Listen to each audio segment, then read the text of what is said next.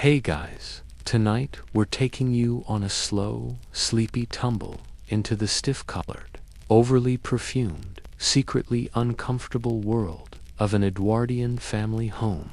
Imagine the air is cold before dawn. The stone floors under your feet are even colder. Somewhere below you, a kitchen maid is wrestling with a coal scuttle the size of her torso, and someone else is already pumping water with frozen fingers. You're still half asleep, but guess what? You're not allowed to be tired. You're an Edwardian, and yes, you probably won't survive this. So, before you get comfortable, take a moment to like the video and subscribe, but only if you genuinely enjoy what I do here. And hey, drop your location and local time in the comments. I love seeing where and when people are listening. Now, dim the lights. Maybe turn on a fan for that soft background hum, and let's ease into tonight's journey together. You wake up the way everyone in an Edwardian house does, not with an alarm clock, but with a symphony of indirect discomfort. There's no such thing as privacy here. A bell rings somewhere below, and that sound sets off a quiet chain reaction. Chambermaids trudging upstairs, fire pokers clanging in grates, slippers scuffling against stone. If you're upstairs, in the world of lace-trimmed pillows and cracked porcelain wash basins, you might pretend to sleep a bit longer, but not too long. Oversleeping is a social sin. And in this house, reputation is more important than oxygen. Your bedroom smells faintly of soot and lavender sachets. The wallpaper is probably floral, but in that distinctly Edwardian shade of dusty repression. You sit up, cold air rushing under your nightgown, and glance toward the jogging basin combo, sitting patiently atop your washstand. The water was brought up half an hour ago, which means it's now the precise temperature of regret. Welcome to your daily ice bath for the face splash. If you're a man, you might get away with a brisk rub-down and a muttered prayer that your barber has a steady hand. If you're a woman, things are about to get more complicated and a lot more laced. But before we wade into the fashion maze, let's talk about what you've already done wrong. You sighed. You yawned. You contemplated the idea of going back to sleep. The Edwardians would frown at this deeply. Morning is not a time for softness. It is a time for structure. Below you, in the bowels of the house, the servants have been up for at least 2 hours. They sleep in tiny attic rooms or basement cubbyholes, usually without heating and definitely without silence. Their morning begins with fire, and if you've ever tried to carry an iron coal scuttle up a narrow staircase without leaving a trail of black dust behind you, then congratulations, you to know the terror of Mrs. Wright, the terrifying housekeeper with a monocle stare. Meanwhile, in your room, the morning preparations stretch ahead like a to-do list designed by someone who hates joy. Before the full dressing ritual even begins, you're expected to glance out the window to confirm the weather. This dictates whether you'll need an extra shawl, a different waistcoat, or, heaven forbid, the wool stockings. There are rules for everything, and they're unspoken, which makes them even worse. Now, back to that water jug. It's not just for splashing. No. You'll use it to fill a porcelain basin, dip a cloth, and dab your face and neck in what feels like ritual penance. There's no shower, of course, and baths are only once a week, maybe twice, if you're scandalously clean. The rest of your hygiene managed with a lot of soap and an impressive tolerance for chill. Your toothbrush, by the way, is likely boar bristle. Your toothpaste is chalky and vaguely mint-adjacent. You could be brushing with ground-up brick and nobody would notice. But that's not the point. The point is, you are clean, you are upright, and you are about to become properly dressed whether your body agrees or not. Historians still argue whether Edwardian homes were so meticulously structured out of genuine belief in order, or if it was all just a very elaborate way to feel better than the neighbors. Some say the rigidity kept society from crumbling. Others suspect it simply gave everyone something to do, so they wouldn't spiral into existential dread about the rising cost of imported linen. You pull back your curtains, and yes, there's a servant down below in the garden, hauling in kindling. The sun is a pale smear of gold over misty hedgerows. A single bird chirps, immediately silenced by the sharp snap of a window sash. The house may be waking up, but it never really sleeps. You, on the other hand, still feel about 60% asleep and 40% emotionally unprepared. Down the hall, you hear footsteps. That's probably Miss Thistlethwaite, the governess, who walks like she's afraid of turning corners. She carries a clipboard. No one knows why. But if she catches you loitering in your robe past 7:30, she will definitely write something down. By now you're mentally preparing for the rest of your morning. Breakfast with too many forks, a conversation with your mother about handkerchief monogramming, and an accidental encounter with your cousin, who insists on discussing everything in French. But first, socks, one pair, no holes, possibly hand-darned, and definitely pulled up just so, with garters that leave faint red lines. You'll be showing off as proof of your social class.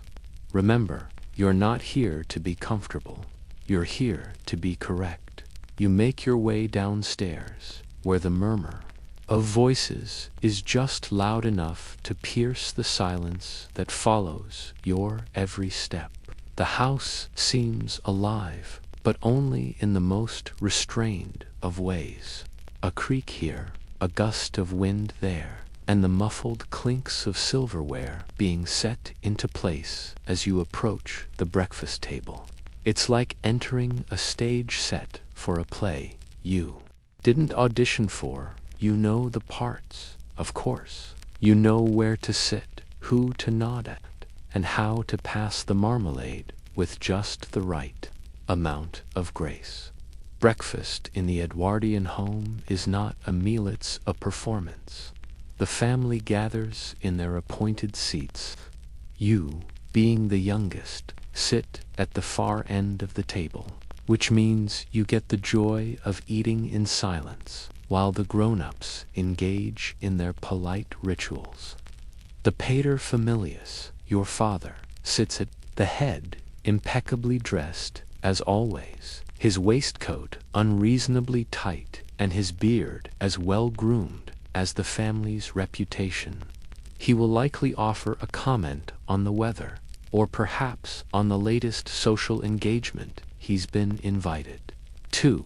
But his words will be polite, cautious, and, of course, entirely meaningless. You listen, you nod, you pass the rolls. As for the food, well, it's not the culinary masterpiece you might have dreamed about.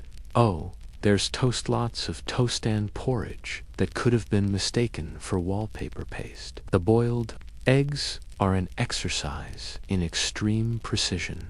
No one wants to be the first to crack their shell too early, lest it disturb the dignity of the meal.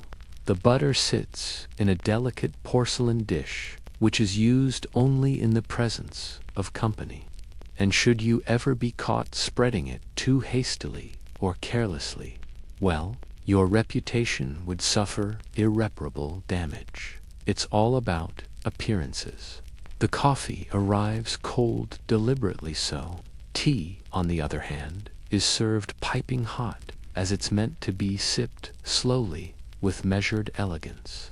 No one dares to gulp, to slurp, or, heaven forbid, to make any noise at all. You dare not speak, unless you are spoken to, and even then, you must answer with the politest of responses, weighed down by every form of decorum you've ever been taught. A simple, "How are you?"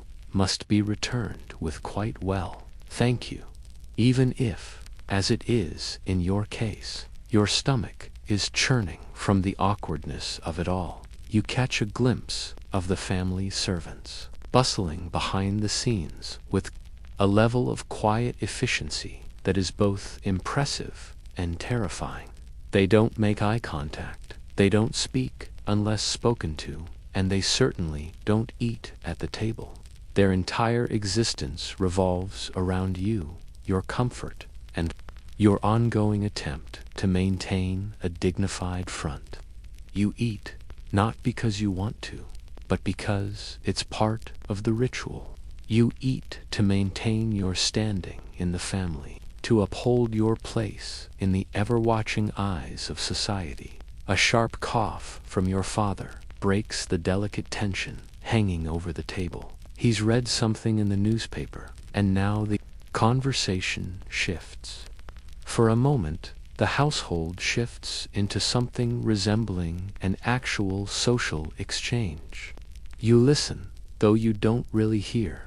You can't help but think of how different life might have been had you been born in a different time, perhaps. One where you could eat toast without worrying about where your fork should go next. Historians still debate whether the Victorian obsession with food and meal etiquette was truly rooted in a desire for refinement, or whether it was simply a mechanism for controlling social interaction. Some argue that the strict dining codes were designed to maintain a sense of order and class distinction, while others suggest that the rituals were simply a way to pass the time in a society obsessed with appearances. Either way, breakfast is a reminder that in this world, every moment is carefully constructed for public view. As you push away your untouched porridge, your mind turns to what's next. More socializing, more smiling, more pretending that you don't wish you could just leave the table and retreat to your room to escape the endless expectations. But that's not how it works in the Edwardian world. There is no escape, no break from the performance, not even during breakfast. With breakfast behind you, the next act begins. You've now survived the first of many tightly scripted family moments, but don't get too comfortable just yet. In the Edwardian world, there is always something to be done.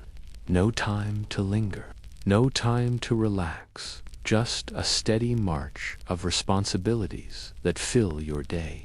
The ritual of dining may be over, but your performance is far from finished. You find yourself shuffling through the long, high-ceilinged hallways of the house, its walls lined with thick, dark wallpaper and framed oil paintings that all seem to stare at you. The house is a maze, each room locked in its own set of rules, each hallway a reminder of just how far you are from being free. You think about the hours ahead, a day that will be filled with duties, some subtle, some not so much. And then you see the nursery door, the first real glimpse of what you're supposed to do next. Inside, the nursery is a sight to behold, but not in the way you might have imagined. It's a sterile place, designed not for fun or exploration, but for discipline. The children, though young, are treated as miniature adults, expected to behave as if they've already been through years of polite training. The governess is there, a severe woman with a stare so sharp it could slice through silk. The children sit at their tiny desks, each of them stiff and upright, their faces as composed as their clothing. A doll in a sailor suit here, a tiny waistcoat. They're all of it curated to ensure they look the part of the well-behaved, well-dressed future adults they are expected to become. The children's lives are regulated with the same precision as everything else in the house. You glance around the room and spot the neatly stacked books, the rigid chairs, and the clock on the wall that ticks away with an almost audible sigh. The governess moves between them, her presence a constant reminder of the harsh, unspoken rule. You must act, you must be poised, you must never show any emotion that could be deemed improper. Laughter, warmth, or playfulness would be completely out of place here. As you stand there, taking in the quiet horror of it all, you catch the eye of one of the children. Their gaze is hollow, residual, ready, familiar with their place in the world. There's no freedom here, no opportunity for a fleeting moment of joy. Instead, they will spend their days learning things like how to greet guests properly and how to hold a teacup without causing a stir. Not a single second spared for the wildness that should accompany youth. Historians still argue about whether the Victorian approach to childhood was designed out of genuine care for the well-being of the children, or whether it was just another way to maintain order and control. Some scholars believe that the Victorians thought they were preparing children for a life of structure and duty, while others suggest that it was an effort to stifle any sense of spontaneity or individuality before it could take root. Either way, it's clear that childhood in this world was no playground. You step back into the hallway, disturbed yet strangely resigned. There's nothing to do now but keep moving. The clock on the wall ticks on, and the rest of the house beckons with its unyielding expectations. But before you can make your way to the next room, a maid passes you by, her head down, her apron spotless. She doesn't look at you, doesn't acknowledge your presence, but you can feel her role, her part in this performance, just as you can feel yours in the world of the Edwardian home. The dividing line between above stairs and below stairs is more than just a physical one. It's a social divide built on centuries of tradition and protocol. You are expected to follow your part in the grand design, but so are the servants. They must know their place, speak when spoken to, and never, ever show anything that could be considered out of place. You move along, your every step measured, your posture perfectly aligned. Every corner you turn is filled with the quiet hum of daily ritual, the rustle of skirts, the clink of china, the soft footfalls of maids and butlers going about their silent, orderly tasks. It's a world of perfect movements and perfect silence, and of course, you break that silence, even for the smallest infraction. But for now, you continue. There's no alternative. The house continues to hum around you, a machine running on routine and unspoken rules. As you pass by the grand staircases and ornate sitting rooms, you realize that there is no real break in the constant performance.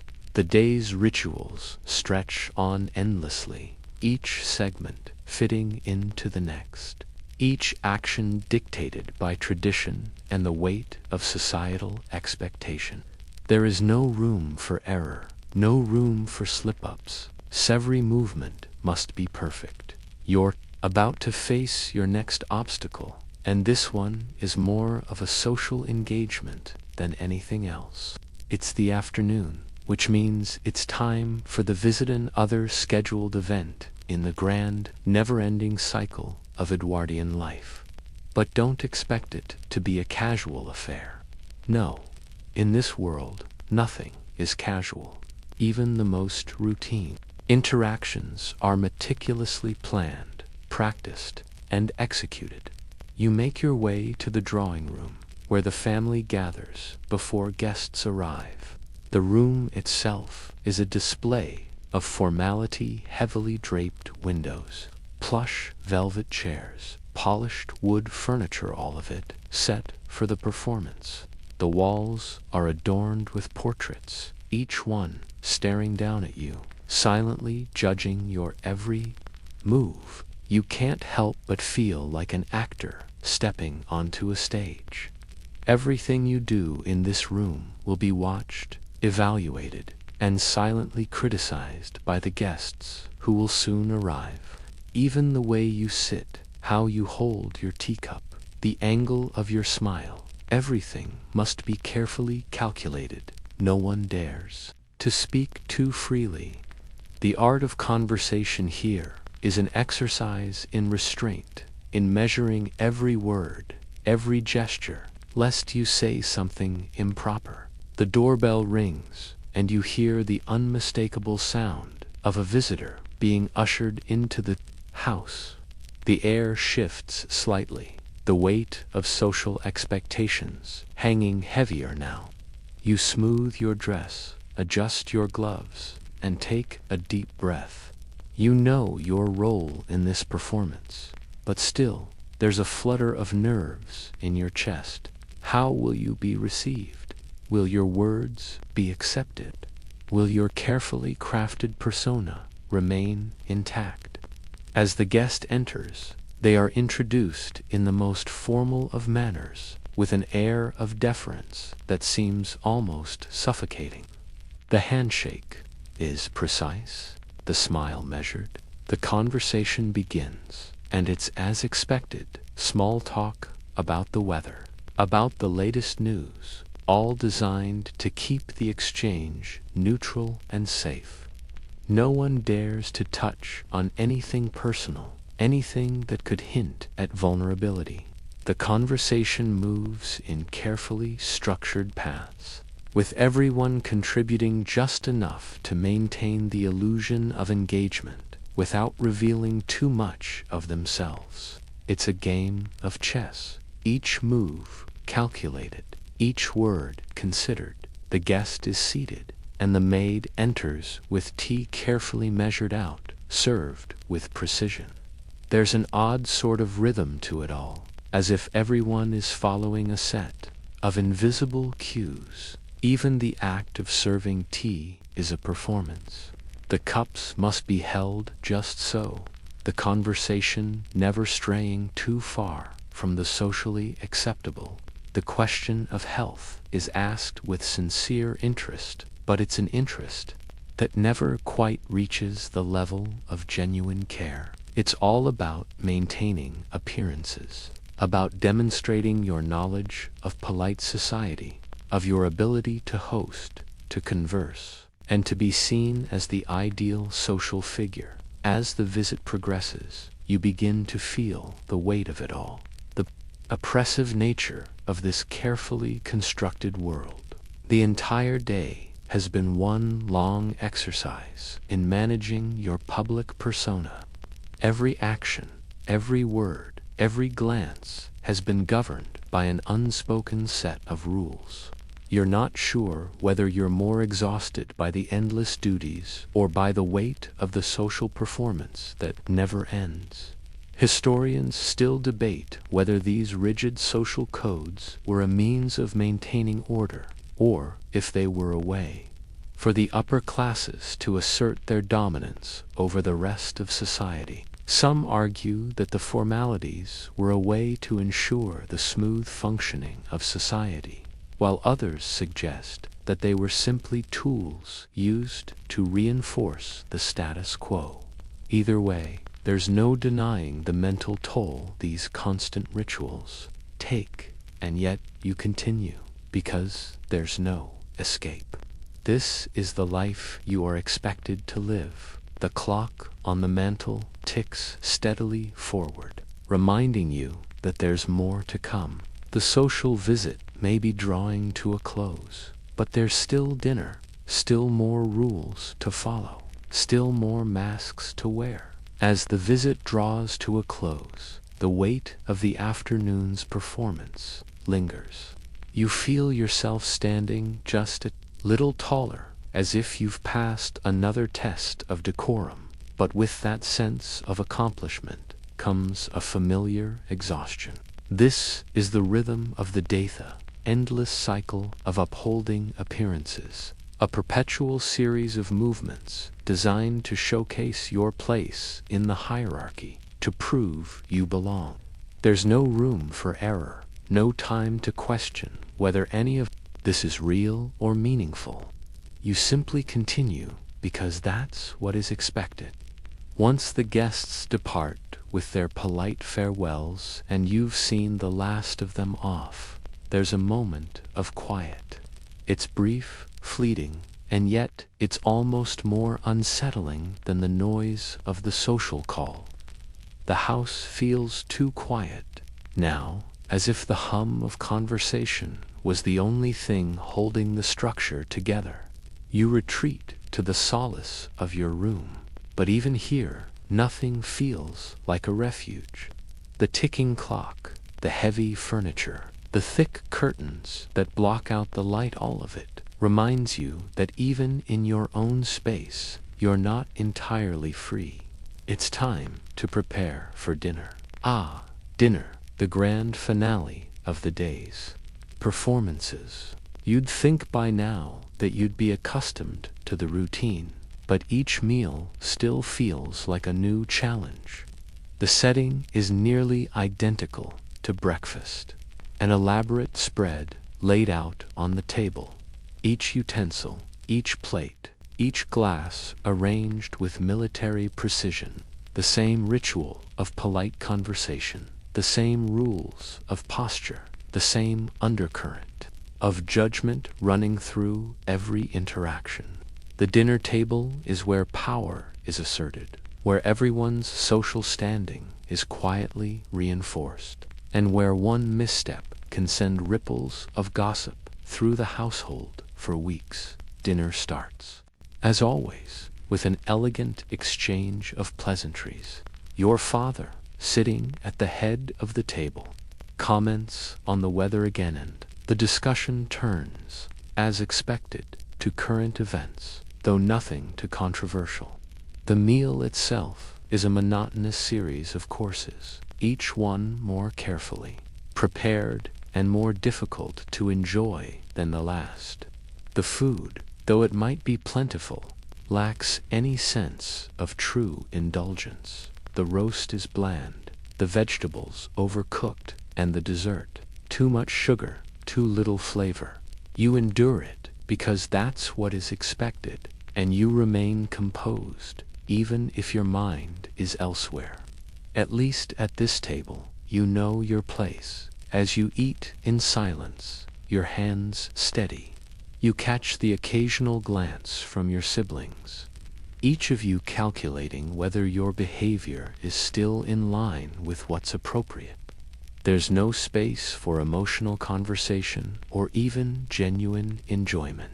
A stray laugh, a too familiar comment, and the room would immediately grow cold.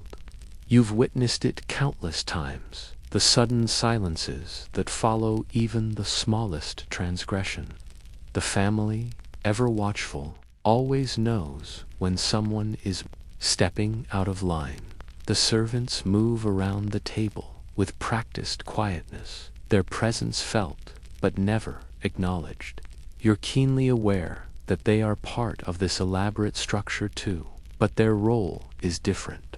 They are the ones who ensure that the performance continues smoothly, that the dinner is served correctly, that no one notices the cracks in the perfection. They are invisible until they make a mistake, and then the punishment can be swift and harsh as the meal progresses. You realize just how much of your life has been spent this way, in a series of moments, each one dictated by unseen rules, each one calculated for maximum effect. You wonder if anyone else feels the weight of it all, or if they've simply become numb to it. Perhaps it's the same with everyone in this world, the constant balancing act of social rules, of power dynamics, of restraint. You finish your meal, trying to avoid being the first to leave the table. Once you do, the evening will continue, and the cycle will begin again the next day. Dinner comes to a close, and with it, you can feel the exhaustion begin to settle deeper into your bones. But even then, there's no relief. The night stretches before you, and though you might long for sleep, you know that the same ritualistic constraints will follow you even into your rest. As you make your way upstairs, the house feels just as oppressive as it did earlier in the day, its silence thickening the air. Historians still debate whether the Edwardian obsession with social performance was a product of the era's fascination with order and hierarchy, or if it was a reaction to the societal shifts of the time. Some claim it was a way for the upper classes to assert their dominance, while others suggest that these rituals were meant to bring comfort and stability in an age of uncertainty. Either way, it's clear that the entire day, every movement, every word, every glance was designed for public view. And as the house settles into the quiet of the evening, you know that tomorrow it all starts again. The evening has fallen, and with it, the final layers of expectation begin to settle over you. You might think that, at last, you've reached the part of the day where you can escape the relentless rituals and simply breathe. But in the Edwardian world, even the final moments of the day come with their own set of constraints. There's still one last thing to do, preparing for bed. You step into your room, its atmosphere thick with the same formality that has shadowed you all day. The gaslight flickers dimly in the corner, casting soft shadows across the draped curtains.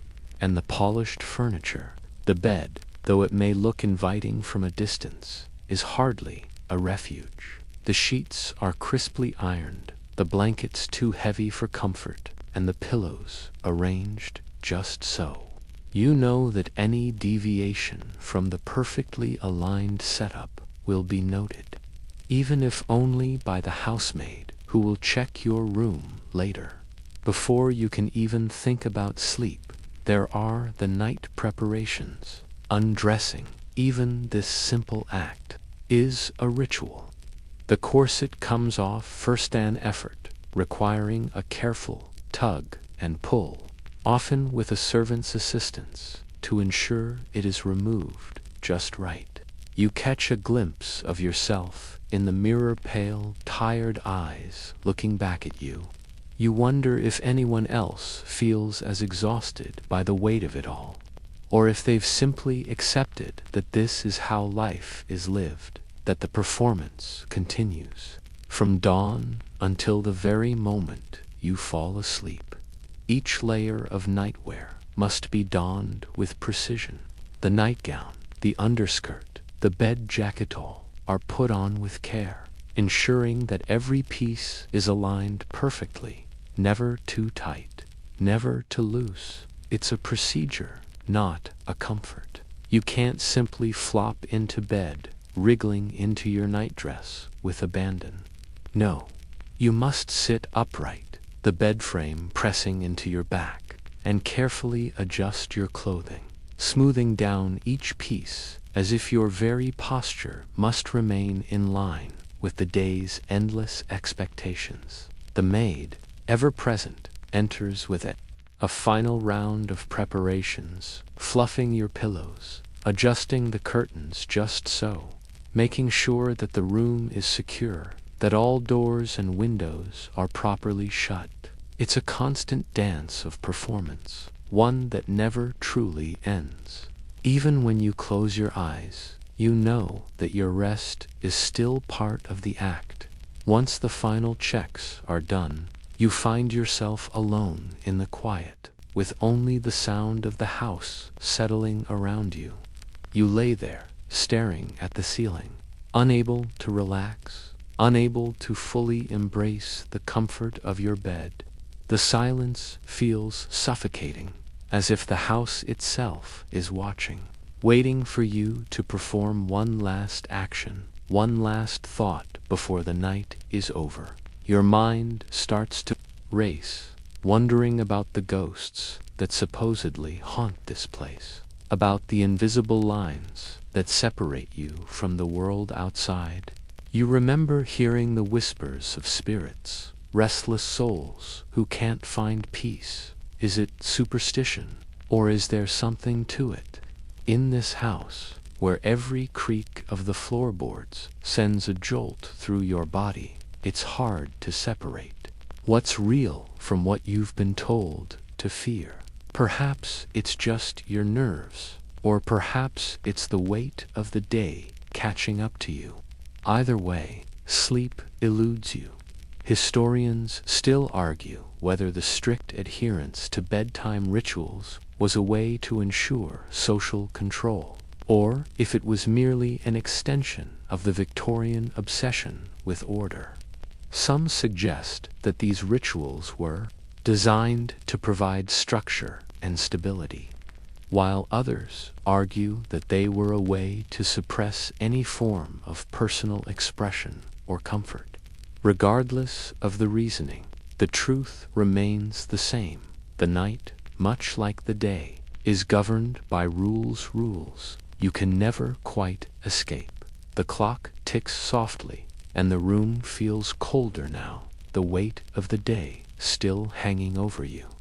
You try to settle in, to embrace the stillness, but even here, even in the dark, you can feel the performance continue. Tomorrow, you will rise again to the same unyielding rituals, the same expectations. The world outside may be changing, but inside these walls, the rules remain as rigid as ever. As you finally close your eyes, a sense of uneasy resignation settles over you. There will be no rest here, not true rest, not real freedom, but for now, you can at least pretend. The performance continues, and you are, for better or, the night drags on. Each tick of the clock echoing like a reminder of the passing time that never quite feels like it belongs to you. The stillness of the house continues to press in around you, the silence only broken by the occasional groan of the old building shifting in the night. The gaslight is long gone, the last flicker now a memory, and you find yourself staring into the darkness, waiting for sleep to come, though you know it won't be easy. You think about the day that has passed, how each minute was spent following an endless set of rules, performing your role in the grand social machinery of Edwardian society. Even now, as you lie here, you can't seem to escape the weight of it all. The expectations, the rigidity, the subtle but constant judgment that seems to follow your every move. Your body aches from the day's stiffness, but there's no real relief to be found, not even in your own bed. Every creak of the floorboards beneath you feels like a whisper from the past. The house itself seems alive, the weight of history settling on your shoulders. It's as though you're being watched, always observed, never truly alone. Even in sleep, you're bound by these invisible lines of control. You wonder how anyone can live this way, how they can endure the constant performance, the perpetual act of being who they are supposed to be instead of who they really are. The silence is deafening, and the house seems to grow colder with every passing moment. The shadows in the corners of the room seem to shift, twisting and stretching in the low light, as if they're trying to escape the confines of the walls. You try to push the thoughts from your mind, but they cling to you like the chill in the air. Ghosts, spirits, the whispers of the past, they all seem to be present here, waiting to make themselves known. Perhaps it's just your mind playing tricks on you, or perhaps there is something more to it. The Victorians had a strange relationship with the supernatural, and you can't help but wonder if their constant fear of what lay beyond the veil of life and death wasn't more than just superstition.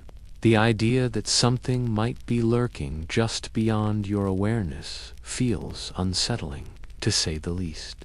Historians still debate whether the Victorian obsession with ghosts and spirits was truly a reflection of a deeply ingrained fear of death, or if it was simply a product of the times. Some claim that the rise of spiritualism was an attempt to cope with the rapid changes of the industrial era, offering a sense of control over the uncertain future.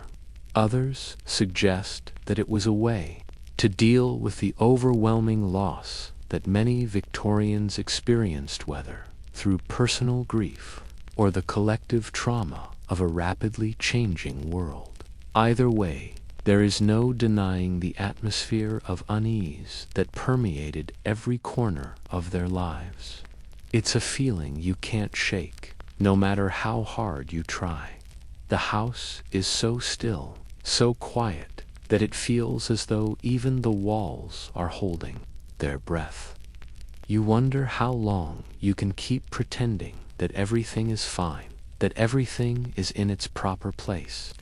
But the truth is, you know you're not alone in this world.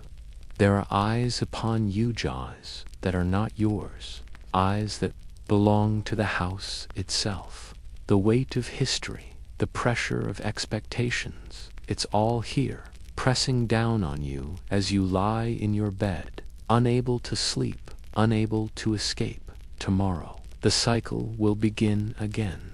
The rituals, the performances, the social calls, the constant management of your public persona. There is no real escape from this world, no freedom to be found. All you can do is play your part perfectly, of course, and wait for the next day to unfold. And so you lie there, your body stiff from the effort of keeping it all together, your mind racing with thoughts of everything you've had to suppress, every inch of yourself that has been held in check. Sleep comes eventually, but it's never truly restful. The night is long, and the weight of the day never quite leaves you. Even in your dreams, you know the performance continues. You are always on stage. The morning arrives slowly, as if it's reluctant to break the silence of the night. The first light creeps through the curtains, casting long, slanted shadows across the floor. The house, still heavy with the lingering weight of the day before, seems to sigh with relief at the first stirrings of dawn. You, however, remain trapped in the same cycle of rigidity, unable to shake off the tight hold of expectation that has defined your every moment for as long as you can remember. You rise, stiff from a night that barely counted as sleep. The morning ritual begins immediately, dressing, adjusting, and performing each movement as if it were scripted. The corset laces dig into your sides as you pull it tight, a painful reminder of the society that demands your appearance to be impeccable. Even at this early hour, you wonder briefly if anyone ever longs to throw off these layers of restraint and just live, but you quickly push the thought away. No one would dare. To even entertain such ideas is to risk being labeled as unrefined, uncivilized. The house comes alive around you, though in a much quieter, more controlled way than the social bustle of the day. Servants move through the halls, carrying out their tasks with quiet efficiency. They are part of the system, and you are acutely aware that their lives are just as bound by these unspoken rules as yours. Even the servants, with their menial jobs and invisible status, are required to perform. Their every action, too, is scrutinized. The house is a living thing, a machine where each part must fit perfectly into the gears, or the whole thing might come grinding to a halt. You move through the halls toward the dining room, the path ahead of you already paved by the steps of countless others who have walked this way before. The dining room is already prepared for breakfast, each dish laid out with military precision. There's no room for deviation. The cutlery is aligned just so. The food served with no hint of warmth or comfort. It's all about appearance, after all. The food is there to fulfill its purpose, sustenance, yes, but it's also an opportunity to show that the household is in control, that they have mastered the art of propriety. The breakfast itself is no less uncomfortable than any other part of the day. The meal is quiet, everyone sitting with perfect posture, nibbling at their food, in measured, deliberate movements. The conversation, too, is sparse, lightly discussing the weather, perhaps, or commenting on the latest events. But no one speaks too much. To do so would be to risk drawing attention, to speak out of turn, to break the illusion that everything is under control. Once breakfast concludes, there is little time for relaxation. There's always more to do, always another duty to attend to. The cycle continues. Chores, visits, appearances to be kept, smiles to be offered. Each action is a performance, and each day you play your part, carefully calculating each word, each gesture, all while suppressing the part of you that longs to escape this suffocating world. As you walk through the halls of the house, you can't help but wonder what life could be like if it weren't for all the rules, all the performance. Would it be peaceful, or would it be chaotic? Would there even be a way to live freely in this world?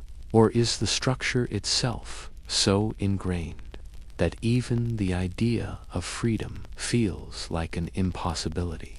Historians still debate whether the rigid structure of Edwardian society was a product of the time, a necessary method of maintaining order in an era of rapid industrialization and social change, or if it was a calculated effort to suppress individuality and maintain control. Some argue that the formalities were simply a way to hold society together, a bulwark against the instability of the changing world.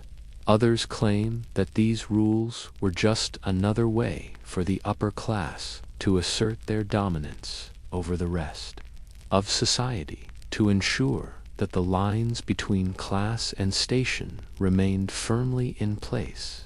Either way, there's no denying the pressure to conform, to fit into the mold that's been created for you, no matter how uncomfortable or unnatural it may feel. The rules of the house, the rituals, the societal expectations, they shape every part of your existence, from how you speak to how you walk, how you eat, and even how you sleep. There's no escaping it. And as you continue through the motions of the day, you realize that even when you close your eyes at night, you are still part of this performance, still trapped in a world where every move you make is measured. Every action is calculated. The hours blend into one another as you go through the motions of the day, each moment dictated by the unyielding rules of Edwardian society. You move from one chore to the next, attending to the needs of the house with the same precision you apply to every other task. The servants work with the same meticulous care, their movements quick and efficient, but always governed by the same sense of duty, the same careful adherence to tradition. You cannot help but wonder whether they, too, feel the weight of these invisible constraints, the constant pressure to keep everything in perfect order as the day goes on. You are reminded of the one thing that has become a constant, the presence of others. You are never truly alone. Even in your private space, your actions are observed, your behavior scrutinized. Whether it's a passing glance from a servant or the subtle judgment of a family member, you are always being watched. Even when you think you have found a moment of respite, you quickly realize that it's an illusion. There is no privacy, no true solitude in this world. Even your thoughts are shaped by the expectations that others place on you. The evening approaches, and with it comes the dinner hour, the most elaborate ritual of all. The family gathers once again, each of you taking your assigned places at the table. The servants move quickly, efficiently, setting the table with the same precision that has defined your day. The food, too, is prepared with the same attention to detail, but once again, the focus is not on the taste or the enjoyment of the meal. It is about appearance, about showing that the household is in control, that everything is as it should be. The conversation, as always, is polite but strained. No one speaks too loudly, no one speaks too much. There are no personal anecdotes, no real conversations, only the formal exchanges of pleasantries. The topics remain neutral: the weather, the latest fashion trends, perhaps the state of the garden. But beneath the surface, you sense the tension, the unsaid expectations that hover over every word, every gesture. Dinner is more than just a meal. It is another performance, another test of social standing. How you eat, how you sit, how you hold your fork, all of it is scrutinized. Every detail is noted, and every misstep, no matter how small, could be a mark against you. The rules are clear. Keep your posture straight, speak only when spoken to, and, above all, maintain your composure. It's a never-ending game of control, one where the stakes are high, and the penalties for failure are severe. And then, just as quickly as the meal began, it is over. The family retreats to their respective spaces, and you are left with the quiet hum of the house. It is a brief respite, but not for long. The evening rituals are about to begin, and there are still more performances to be played out. You feel the weight of it all, the endless cycle of duty, the unrelenting pressure to perform. You long for the day when you might simply exist without the constant need to measure up. But you know that day will never come. Historians still argue whether this relentless pursuit of social perfection was a result of the upper class's desire for control, or if it was a product of the era's obsession with maintaining order in a rapidly changing world. Some suggest that the rigidity was a response to the instability brought on by industrialization, while others believe it was a way to preserve tradition in a world that was slowly being reshaped. Whatever the reason, it's clear that for the Edwardians, every moment of every day was governed by rules that were both visible and invisible, a constant dance of performance and restraint. As you retire to your room at the end of the evening, you can't help but feel the weight of it all.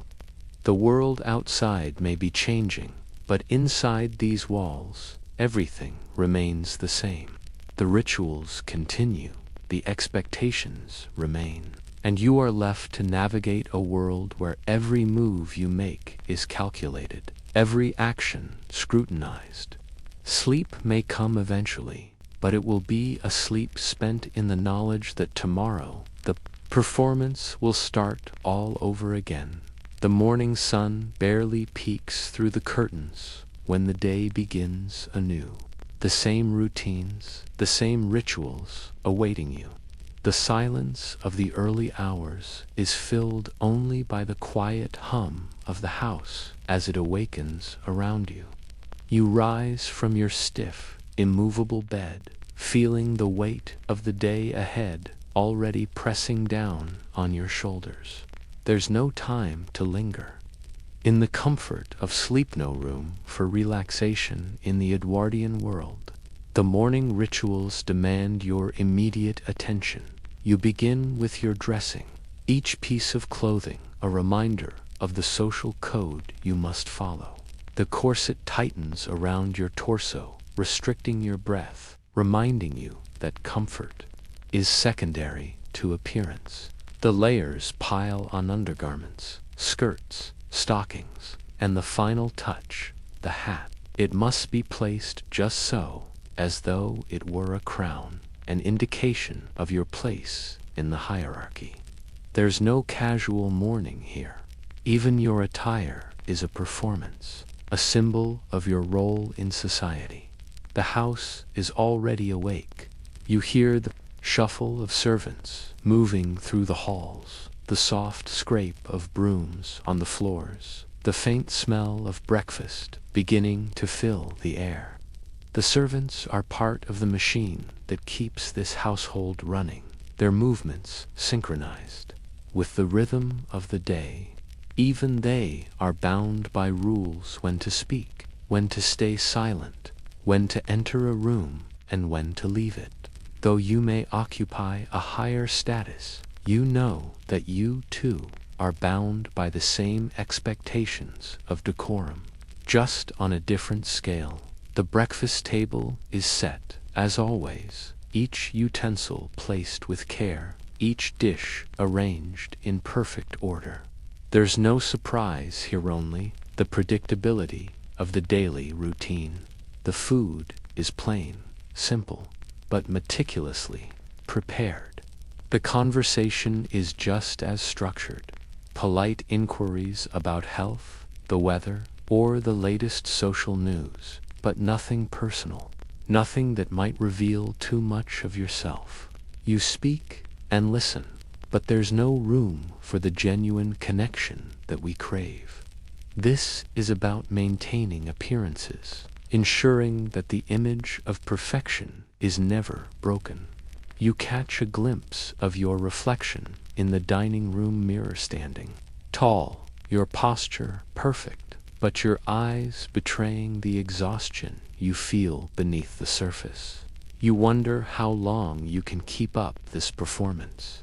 It seems like every moment of your day, from the moment you wake to the moment you sleep, is another chance to prove your worth, your place, your dignity in the eyes of others. You have to be impeccable, always. Once breakfast is over, there is no time to rest. You must begin the day's work, attending to the household, preparing for the guests that will surely arrive, and keeping up with the expectations that come with your social standing. You are always on display, always performing, always keeping up the appearance of being in control, even as the pressure mounts and your energy fades. You wonder if anyone else ever feels this way, if anyone else ever wants to let go, to simply be. But you know better than to ask that question. In this world, there is no room for vulnerability.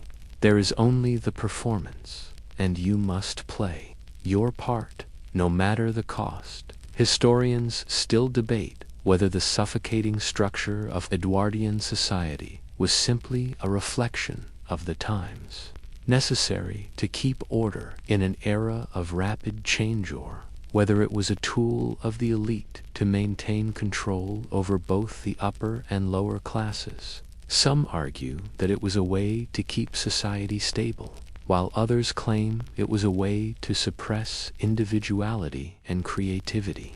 Either way, the rules remained the same: to survive in this world, you must conform, you must perform, and you must never falter. As the day stretches on, you feel the weight of the routine, the rituals, the endless layers of expectation bearing down on you.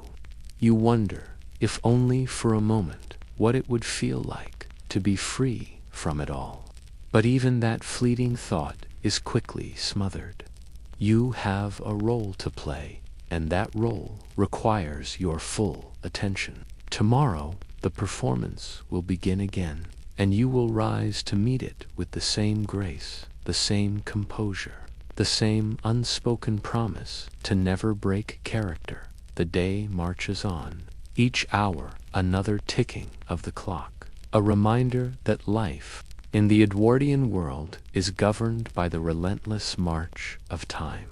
It's as though each moment is carved out for a specific task, a specific purpose, and you are simply here to carry it out with precision. The weight of expectation presses on you as you move from one activity to the next, never allowed to rest, never allowed to be anything other than what society demands of you. By the afternoon, the house is in full swing. The rooms are alive with the sounds of activity, the clink of china being set in the drawing room, the rustling of servants as they move between tasks, the faint smell of fresh flowers being arranged on the table. The house seems to hum with energy, but it's the kind of energy that feels like it's being carefully controlled. Nothing is left to chance. Even the smallest of actions is scrutinized, watched, measured. Your every step is calculated, your every word carefully chosen. As you move through the rituals of the day, as you prepare for the next round of visitors, you feel the familiar sense of tension rise within you. This is the moment when the true social dynamics of the day come to the forefront. The guests will arrive soon, each one bringing their own set of expectations, their own rules to follow. You'll greet them with a smile, exchange pleasantries, and keep up the appearance of being the perfect host. You can't afford to show any sign of weakness or fatigue. You must always appear composed, always in control, even when your thoughts are racing and your body longs for a break. You must present a picture of calm and grace. The guests arrive, and the room is quickly filled with the hum of polite conversation.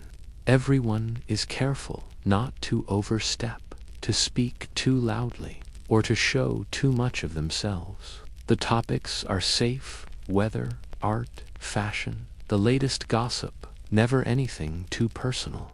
The conversation flows, but it's more like a dance than an exchange of ideas. Everyone moves in sync, speaking in measured tones, careful to maintain their place within the group. There's no room for real connection, no space for genuine emotion. This is a world where appearances are everything, and to show anything other than perfection is to risk social ruin. You watch the interactions unfold, your mind still spinning from the performance you've just given. You wonder if anyone else feels as exhausted as you do, if anyone else longs for a moment of peace, a moment where they don't have to be anyone but themselves. But even as the thought crosses your mind, you know better than to dwell on it. There's no time for personal reflection in the Edwardian world. The performance must continue, and yet, despite the surface-level civility, you can't shake the feeling that something darker lurks beneath. There's a quiet tension in the air, a sense that everyone is constantly sizing each other up, evaluating each movement, each word, each glance. Even the servants, who move silently in the background, are part of this complex dance of appearances. Their movements, too, are scrutinized, their place within the hierarchy made clear by every glance they receive.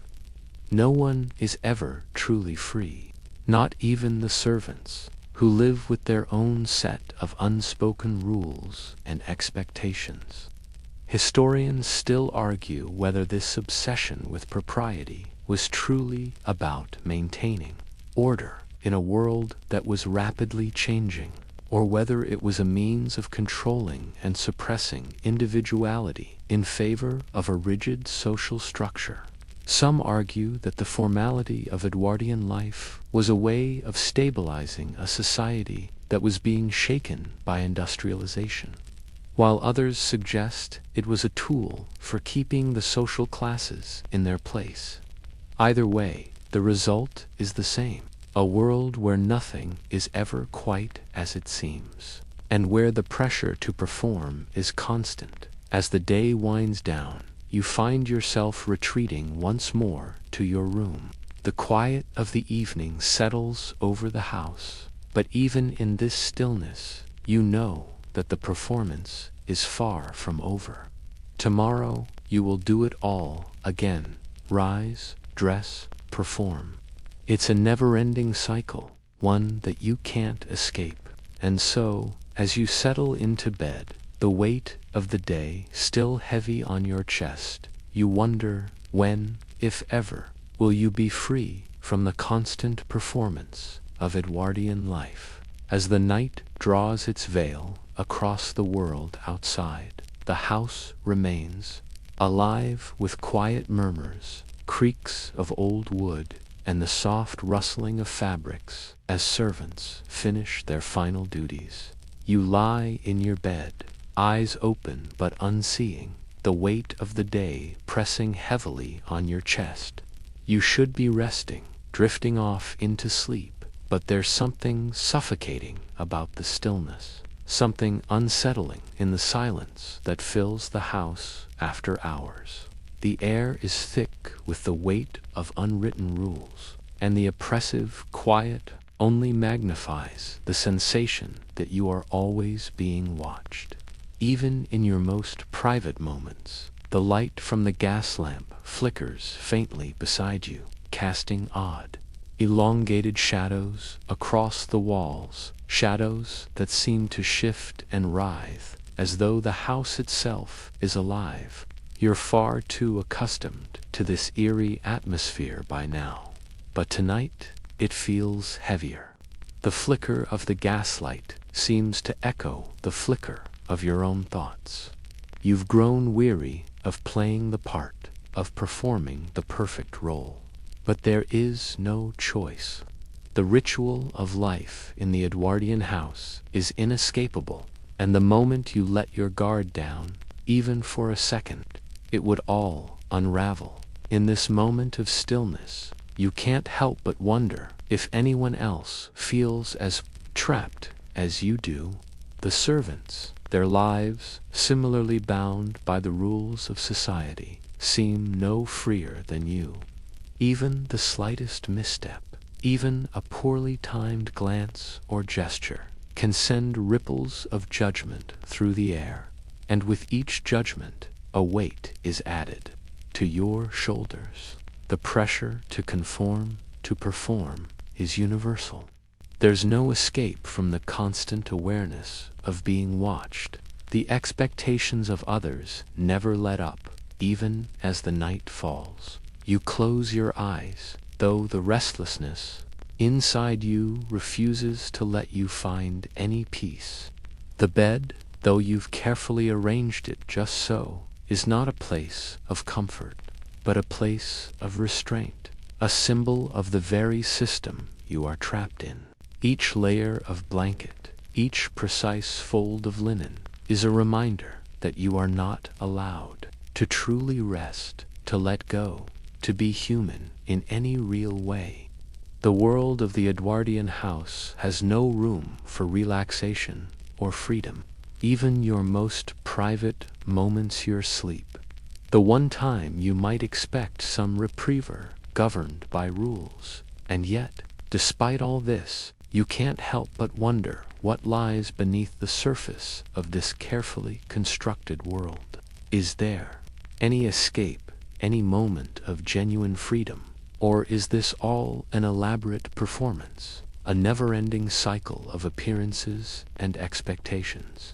The longer you stay in the Edwardian world, the more it feels like you are losing yourself, bit by bit, swallowed by the weight of societal rules that demand you to be perfect, to perform perfectly at all times. Historians still argue about the true nature of Edwardian life, whether it was a time of strict formality designed to preserve order in an era of immense change, or whether it was a means of suppressing individuality and ensuring that the upper class maintained its power. Some suggest that the intense focus on appearances was a coping mechanism for a world in flux, while others see it as a method of keeping the social fabric tightly knit. Regardless of the reasons, what is clear is that no one truly escapes. Everyone is bound by the same rules, performing the same roles, day after day. As the night stretches on, you wonder if there is any end to this cycle. But for now, the house is quiet. You think about the past, about the life you may have once dreamed of, a life where you were free to simply be.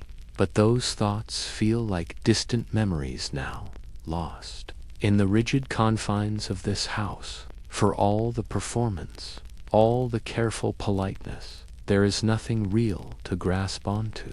Only the weight of expectation and the constant reminder that you are, in fact, performing a cog in the never-ending machine of Edwardian society.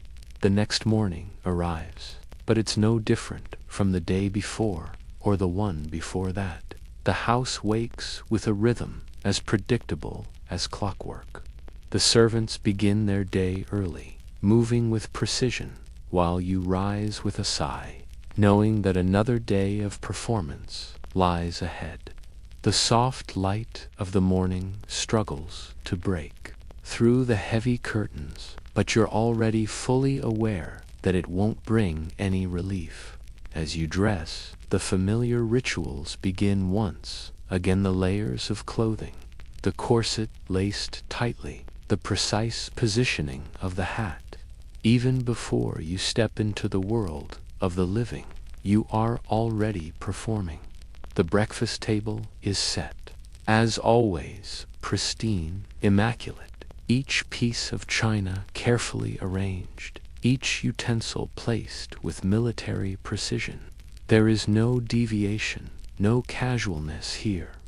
The room fills with the clink of silver and the quiet murmur of polite conversation.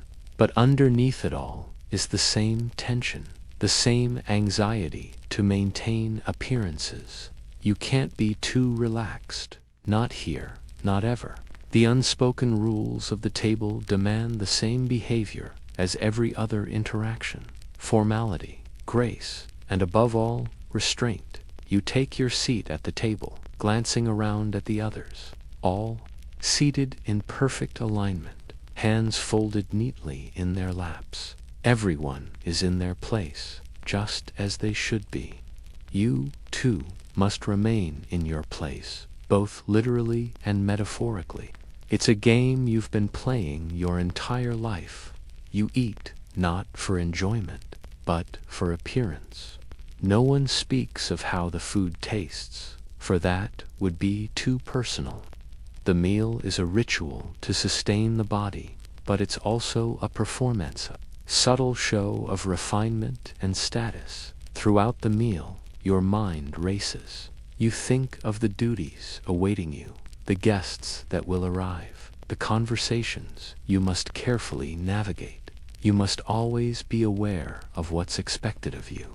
One misstep, one wrong word, One poorly timed gesture, and your place in this world could slip from your grasp.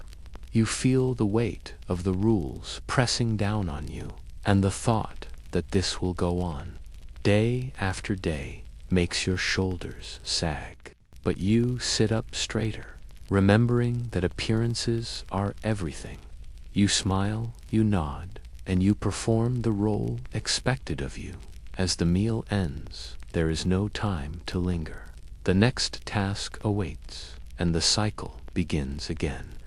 There are rooms to attend to, correspondence to read, more visitors to receive. Every moment, every action is measured, controlled, and governed by the same unyielding rules.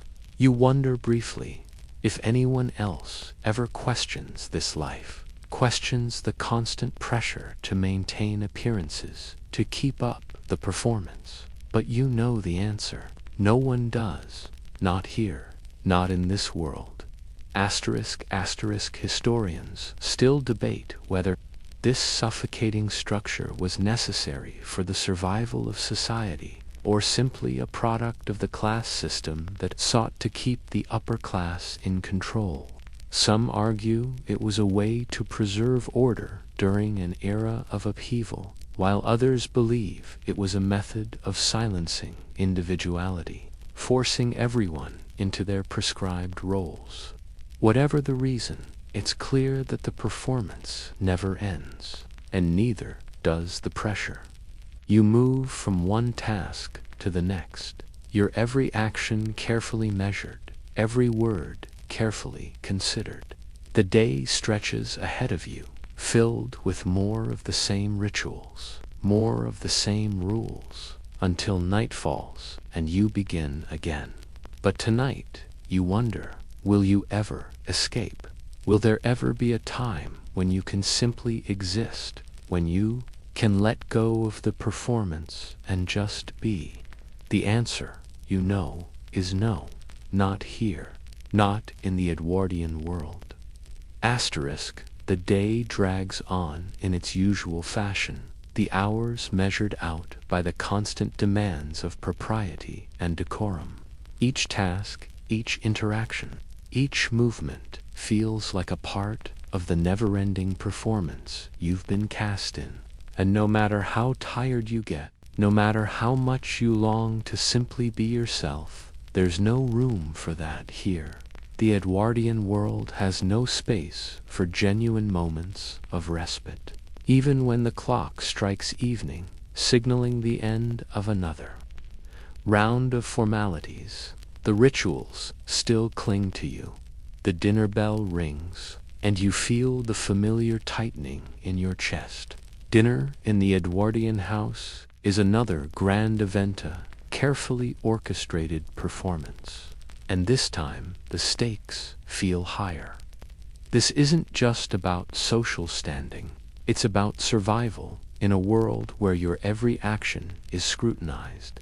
Your every word weighed. You step into the dining room, a room filled with the clatter of utensils, the rustling of napkins, and the low hum of polite conversation. But beneath the surface, you can feel the tension in the air. Each of your movements is scrutinized, each bite of food, each sip of wine, a test of your grace, your poise, and your status. You take your seat, following the exact placement prescribed by society's rules. The chair is stiff, uncomfortable, just like everything else in this world. Your posture must be perfect, and your hands must remain still in your lap until it's time to eat. You eat your meal, not for pleasure, but because it is expected of you. There is no conversation about the flavors of the food, no casual laughter. You speak only when necessary, only about acceptable topics. No one mentions their true feelings, their personal thoughts. There is only the performance, only the facade of civility and grace. And yet, even as you sit there, surrounded by your family and guests, you can't help but wonder, if anyone else feels as trapped as you do. Does anyone else long for a moment of true freedom? A moment when they can be themselves without fear of judgment? But you already know the answer. The performance never ends. Historians still argue whether the rigidity of Edwardian society was a result of necessity or simply a reflection of the upper class's desire to maintain control over the lives of everyone beneath them. Some suggest it was a way to preserve order during an era of rapid change, while others believe it was a tool for keeping the lower classes in check. Either way, it's clear that the performance continues. You can't escape it. If you'll ever feel free again, as the dinner concludes and the guests begin to depart, the weight of the day lifts just slightly, but it's short-lived. The next task is already waiting for you. There's no rest, no reprieve, not even at night. The rituals persist, whether you're awake or asleep. In the stillness of the evening, you prepare for bed, but even that is another performance. You must arrange the covers just so, sit upright as you prepare to sleep, and maintain the same poise, even in the privacy of your own room. You lie in bed, your mind racing with the demands of the day, the pressure to perform, to uphold your status. You know that tomorrow it all starts again. And as you close your eyes, you wonder, when can you simply be? The clock ticks steadily toward midnight, the hour that marks the fleeting end of another cycle. But you're still wide awake, your thoughts swirling in the dense silence of the house. The weight of the day presses down on you like the suffocating layers of clothing you wore, each one designed to keep you in your place, to remind you of your role. It's as though you're trapped in a never-ending loop, where even sleep, something that should offer relief, a respite, becomes just another stage, another performance to endure. As you lie there, your body stiff from the unyielding bed, the hum of the house feels even more pronounced. The creaking floorboards, the faint tapping of wind against the window, the distant sounds of the servants tidying up the last remnants of the evening, all of these sounds mixed together in an eerie symphony that echoes throughout the night. It's a reminder that the house is never truly silent. It's always alive, always watching, always waiting.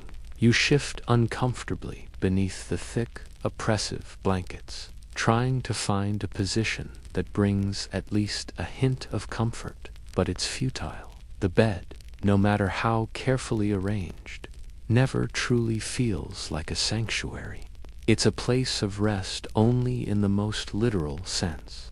Your mind remains active, trapped in the swirling vortex of social expectations, the weight of your performance still clinging to you, refusing to let go.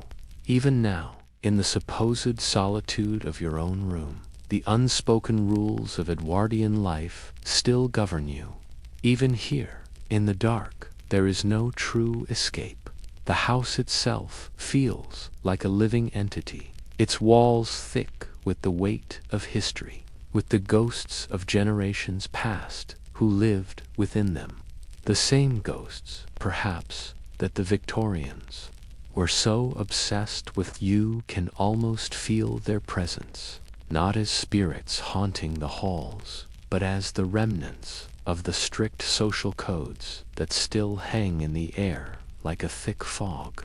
Every corner of the house is a reminder of what's expected, of what's demanded. The ghosts of the past linger, and so do their rules. As the night stretches on, you try to quiet your thoughts, to push them back into the depths of your mind, where they belong, but it's a futile effort. The rituals, the pressure, the performance, it's all consuming.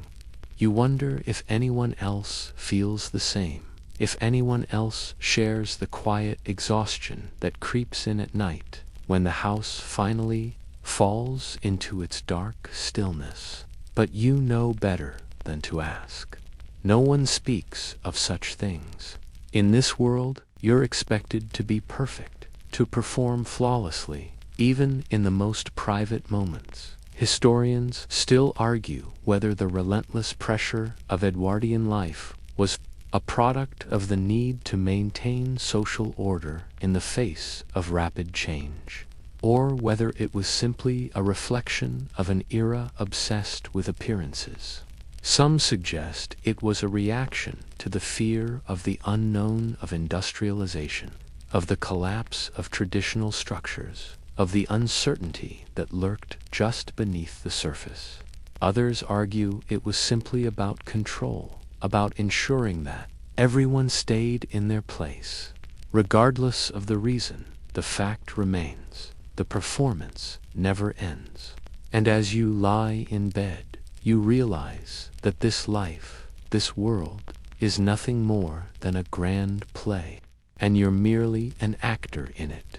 You close your eyes, but sleep remains elusive. Your mind is still racing, your body still tense. There is no real rest, no real escape.